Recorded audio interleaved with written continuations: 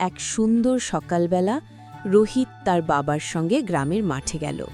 বাতাসে ধানের গন্ধ, চারপাশে সবুজের সমারোহ। মাঠে তাদের গরু লালি আর কিছু দুষ্ট ছাগল লাফালাফি করছিল।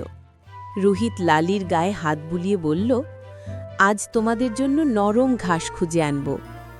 ঠিক তখনই পাশের গাছ থেকে শালিক, টিয়ে আর দোয়েল মিলিয়ে একদল পাখি চেঁচামেচি করে উঠল। মনে হলো তারা যেন রোহিতকেই কিছু বলতে চায়। পাখিরা ডানা নেড়ে পথ দেখাতে লাগল, আর কৌতূহলী রোহিত তাদের পেছনে পেছনে চলল। নদীর ধারে পৌঁছে রোহিত দেখল নরম সবুজ ঘাসে ভরা একটি জায়গা। সেখানে এক কচ্ছপ ধীরে ধীরে হাঁটছে আর খরগোশ খেলছে।